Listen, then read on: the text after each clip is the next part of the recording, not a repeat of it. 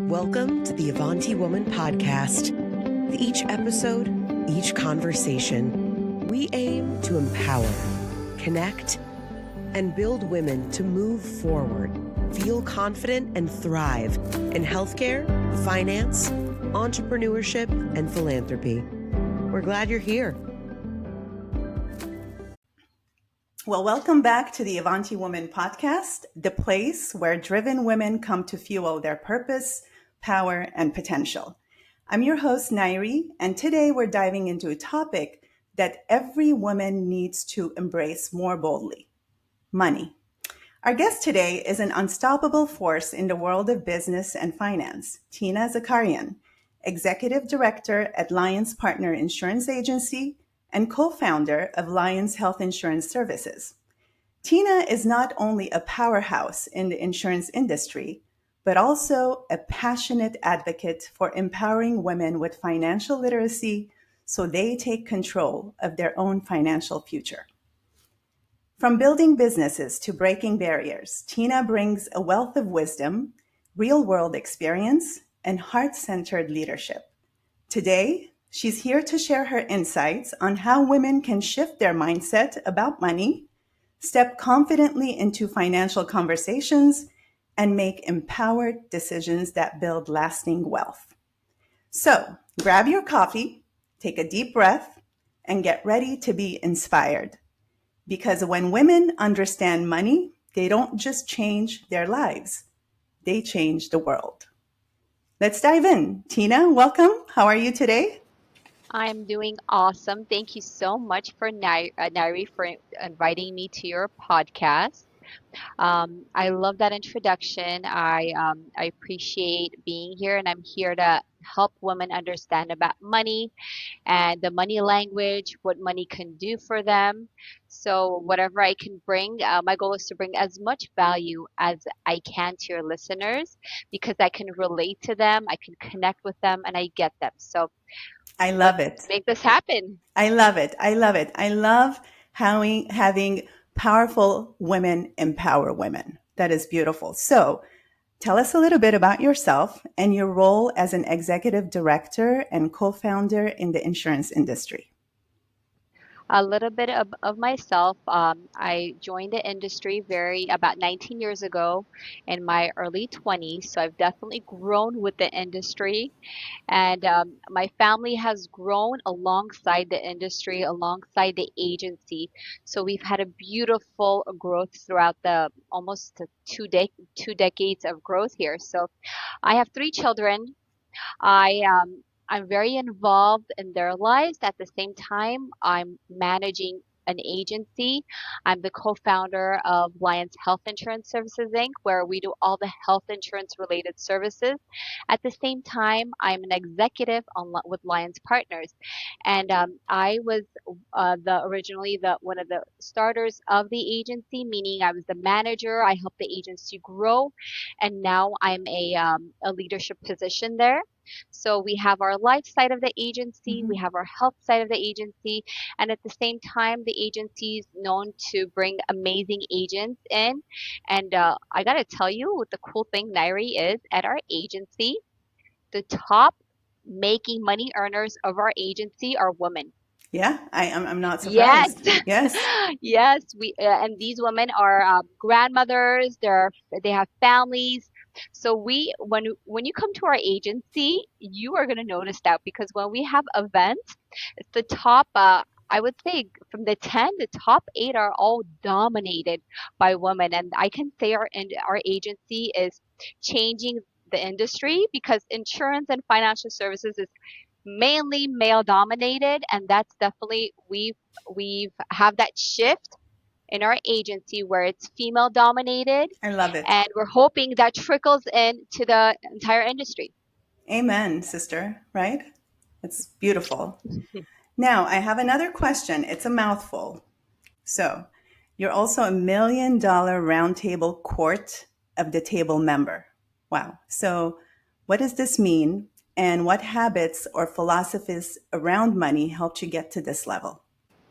MDRT is a financial organization for financial professionals. So, insurance and financial professionals, for you to be a part of this organization, you needed to have been in the industry for many years, been ethical, and they hold us to many high standards. So you need to meet these standards at the same time, make money. Because if you're not at the table, if you're not making money, so you Mm. do have to meet a financial income threshold, and you need to be at that financial income threshold. And I could say it's been more than 8 years plus. I've been a part of the organization. I would have joined it earlier, but I didn't come across it.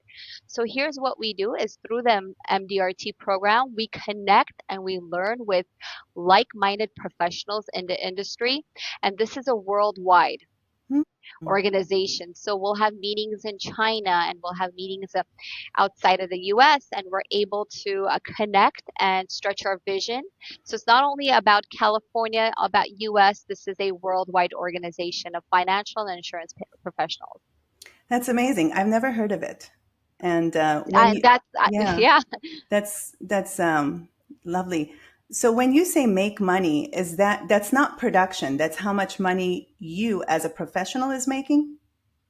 So it works both ways. Yeah, I do own the agency, so it'll be agency related commissions, growth, yeah. and I do personally produce. I have agents that I work with them, but at the same time I do have clients and I have individuals. So I'll train the team, but at the same time I'm still working towards the consumers, with the Mm. consumers. So it would be a combine, and they have a whole calculation. You plug in your numbers, and it lets you know if you can be a member of the That's great. organization. So it You're is a combination of both. that's great. You're basically creme de la creme in the industry. It is the That's top, beautiful. Yeah. yes. It's definitely, it gives you also credibility of your work and where you're at. That's wonderful. Congratulations, Tina. Thank you. So let's talk about financial education. And what do you think about financial literacy, financial education, especially why is it crucial for women? And what kind of tools of knowledge do you think make the biggest difference in helping women gain real financial independence?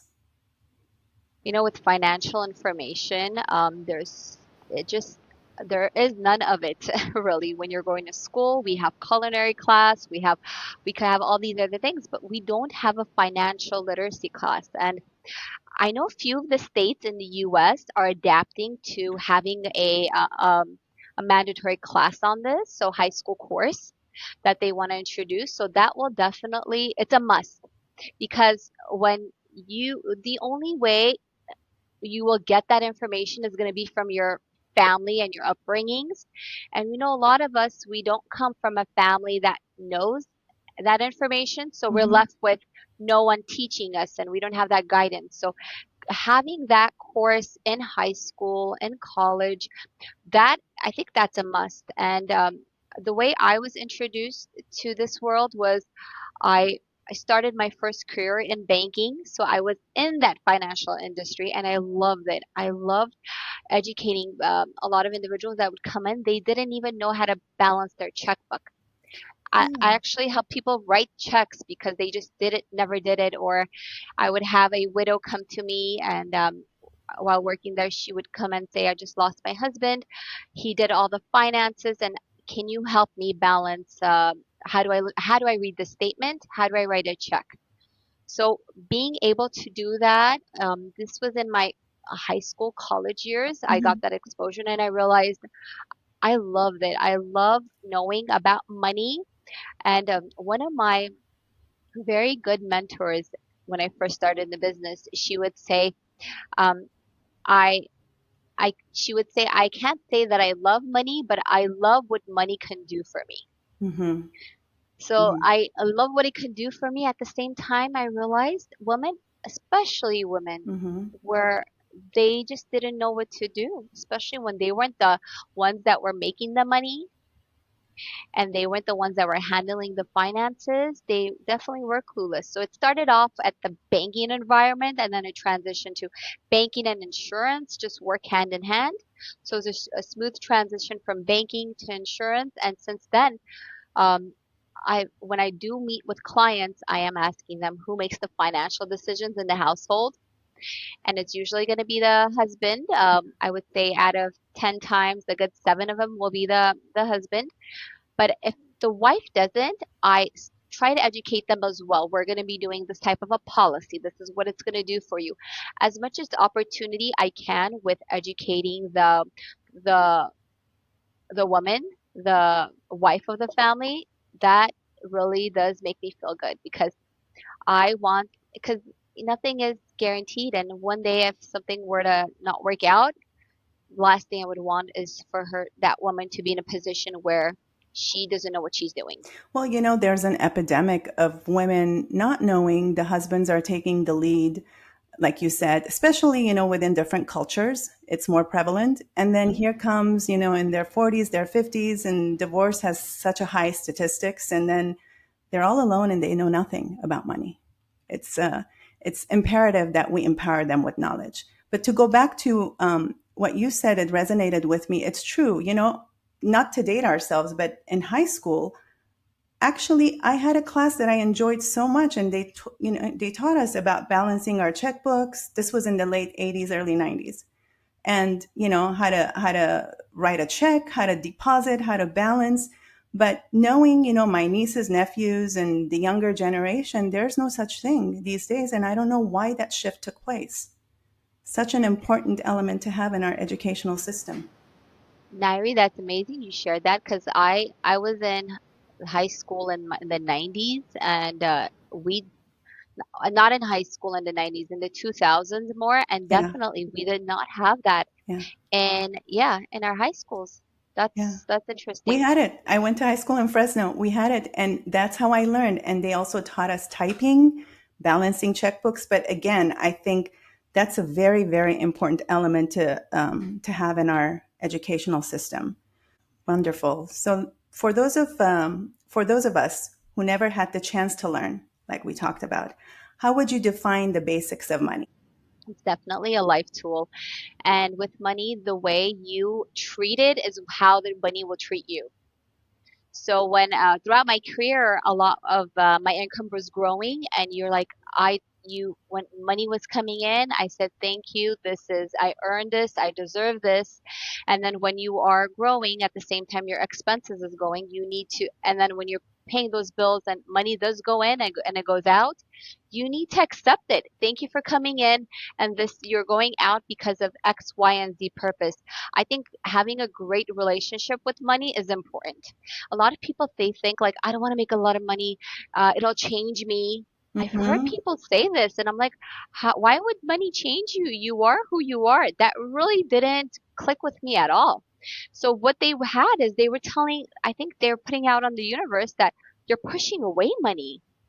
And I thought I that can would, attest to that. Yeah. and I realized like that's what they're doing. And those people that like, oh, money is evil, money is dirty, money can change you, those people, I can say it's really hard for them to come around to money because they're putting it out there in the universe as opposed to, hey, I deserve the money. I know it's not going to make you evil or bring the worst in you. It's actually going to enhance. If you let it, it will. But if you would know who you are deep down inside and really, and I think the relationship when money is important, seeing it as a tool. And one important thing is money loves to be tracked. Hmm. And if you track money it can be weekly basis, money basis, the more you track it and the more it multiplies, it grows because now you're putting your attention on it. So Tina, whatever you put attention to, you see. I have to, sorry. Add. It hit home. It hit home because I have a whole Mhm. story about this, and I highly believe that money is all relationship based. You have to have the mindset to make money, but also money is extremely jealous. If you don't take care of it, it's going to run away from you.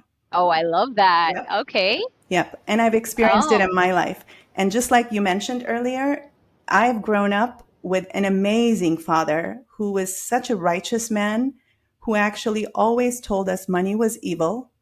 He gave us money to take it to church, a lot of money, but we never touched money.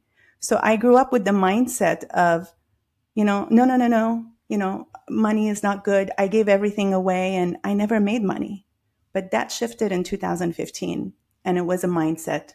And, I won't go into that right now, but it's my story, which I want to tell one day. But you really resonated with me because I really firmly believe money is relationship.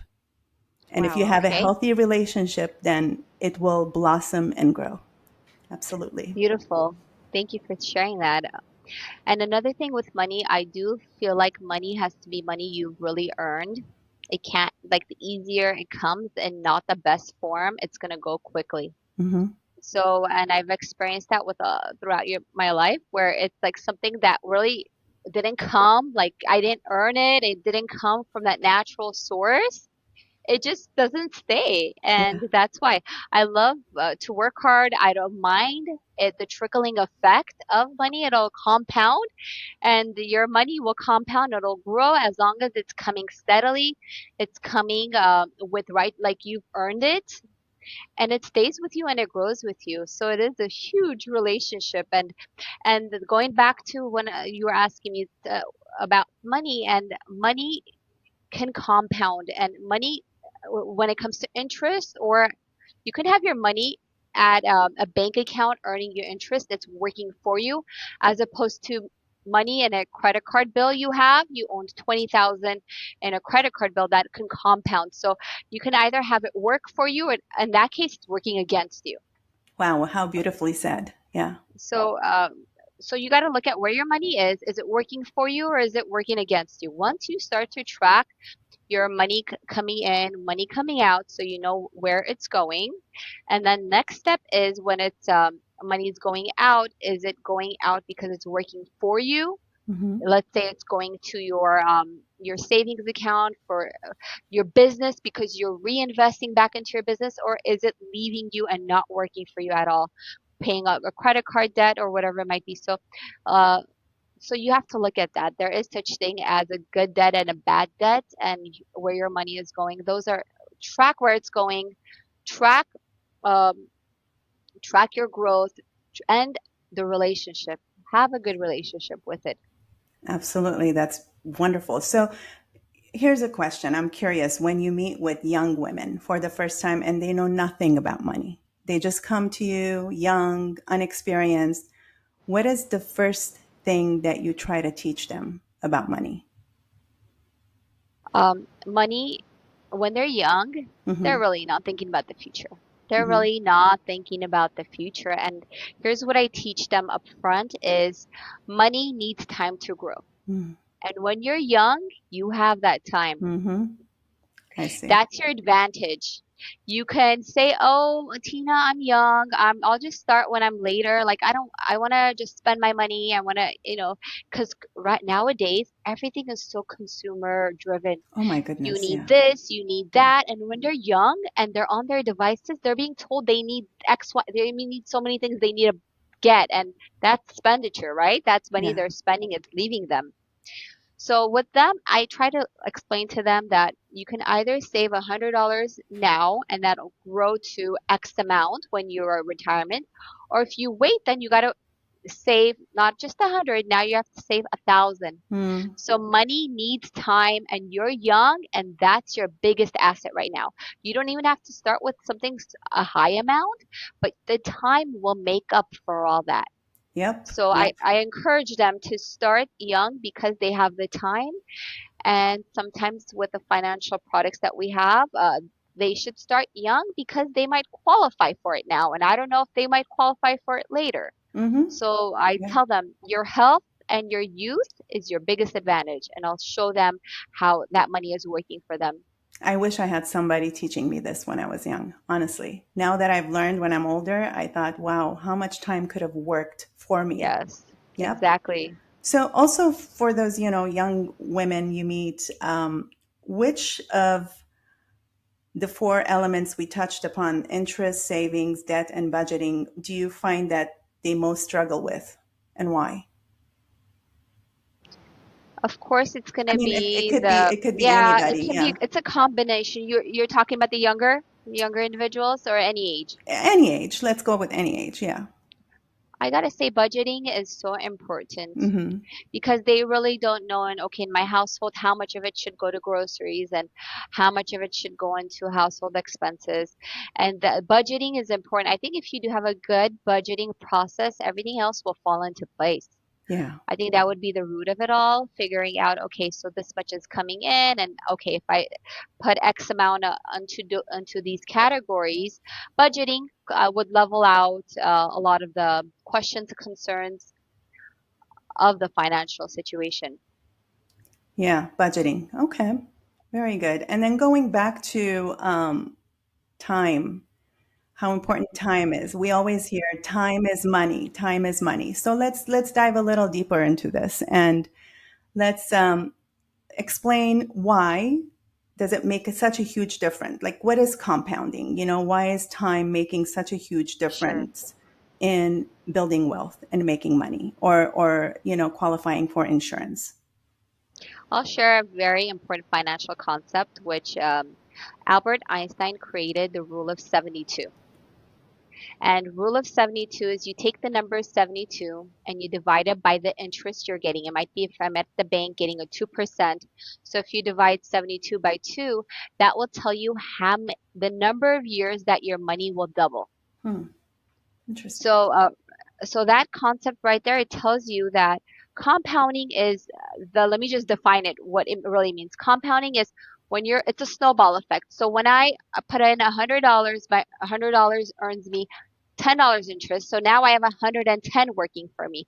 And then I have uh, another $40 of interest. So that money it's like a snowball. You start off slow, and as you're rolling that snowball down the hill, around time it's growing, growing, growing. So sometimes a lot of people don't see that effect. That happens on your credit cards too. This Mm-hmm. happens, compounds your credit card. A lot of the individuals that get into a lot of credit card debt is because they don't realize their credit card is compounding interest, and that is working against them, and it's growing, and it brings it. So, or you can have your money working for you, compounding, and compounding is really the craziest thing. And a lot of times I run a scenario for my clients Mm-hmm. to see the result of compounding interest. And it's usually astonishing where I'm like, okay, if you had this much money and you earned this much interest, what do you think it would be? And it really is about 3 times, 4 times more what they would have expected it to be because of the snowball effect. So use that concept. If you want to know how money doubles, and use that your credit card bill. If you look at your credit card bill and you have a 22% interest, so 72 divided by 22. I can't say I'm the fastest at math. If you are, Nairi, go ahead and shout out the number. Say it again. 72 divided by 22. 72 divided by 22 is equal to 3.27. So if you don't pay off that credit card every 3.7 years, that every 4 years, your balance is doubling because of the Wow. compounding interest. So that's crazy, right? And then think of it on the contrary. If you had a 22%, your money is at a 401k or some sort of a interest earning account at 22%. So now your money is doubling for you every 4 years. So do you want your debt to double every 4 years, or do you want your savings to double? So that rule of 72, Albert Einstein created. It's cool. And anytime, just remember that number, take that interest, and when you see the doubling compounding effect, that will help you make decisions. A lot of important decisions in your life can be made just by doing that quick thing. That's amazing, Tina. So let's highlight this. Rule of 72, you take the interest rate Yes. Hmm. and then you divide it by 72. So you Or take you take 72 and 72. divide, correct, So and divide it by that 72 interest rate. divided by the Divided by interest the rate. And it tells you the amount of years it takes for that debt or the earnings to savings. double. Correct. So our goal is to move forward towards the positive and make sure we eliminate debt. Absolutely. Wow. Wow. Tina, any last minute feedback or your words of wisdom to our audience before we actually wrap up? I would tell them that the industry, we are looking, the industry needs a lot of women in them Mhm. because the women connect with women, and if the more women individuals we have in the financial world, the more information we can get out to our to females, women in the world. So, and I gotta tell you, our industry, we have a lot more older men and they're retiring. So the industry needs, the financial services industry is needs a lot more financial female financial educators. Yes, So we yes. are hiring, we are growing, we are looking for amazing individuals that want to help others learn about money and how money works. I love it. So join that mission, and just do the budgeting. Do these simple things of the rule of 72 Mhm. and track. Tracking helps. Whatever gets tracked gets done, and I you mean, see it. even in our families in healthcare, we call women the chief operating officers of the family. So they're the ones making the healthcare decisions, whether it's insurance, whether, the kids, the husbands are going seeing their doctors or whatnot. I firmly believe that as we educate and empower women, they will do a much better job in the households, running the household financially versus men. Sorry, that's my biased opinion. You're not alone. Yes, Wow. yeah, we have at Lions, we actually call our top agents, our top women agents, our lionesses, because we are killing it. We're killing I the love industry. it. We are, and when we go out there as an agency to other big events, and they see that, wow, Lions has a lot of female agents, and we are dominating. So, I love it. I love it. I love yes. it. Wow. What an inspiring conversation. Tina, thank you so much for joining us today and sharing your insight and your wisdom on such an important topic. And I think it's been incredibly valuable to hear your perspective on why financial literacy matters, especially for women, and how we can start taking steps and taking action toward building a stronger financial future. Now, before we go, where can our listeners find or learn more about you, the work that you do on how you help people take control of their finances? So I am big on Instagram. So if they follow, they can go ahead and follow me. It's at Life and Health by Tina. Okay. I do a lot of social media education and marketing on Instagram. So I would love a follow. Go ahead and follow me there. You can direct message me any questions you might have. I would love to help. Perfect. We'll make sure to have that link in our podcast notes. And thank you again for being here. And Tina, I have a feeling this is not going to be our last conversation. I think we're just opening the box. And I think there's so much more to uncover about how we can build wealth, how we can empower women, young women, women in their 40s, 50s who know nothing about, financial literacy. And not only help them to build wealth, but also I'm sure you can educate us on how we can protect the wealth that we have worked so hard for. And to our listeners, as always, thank you for tuning into the Avanti Woman Podcast, where strong women lead, lift, and live with purpose. Until next time, stay bold, stay inspired, and keep moving forward. Avanti. Thank you for joining us today. For more engagement, you can find us at The Avanti Woman on all social and media platforms. Follow us on Instagram, join our community group on Facebook to chat, subscribe to our YouTube for our latest videos. You can rate us 5 stars on Spotify and leave us a review on Apple Podcasts. Thank you for helping us reach even more Avanti women just like you.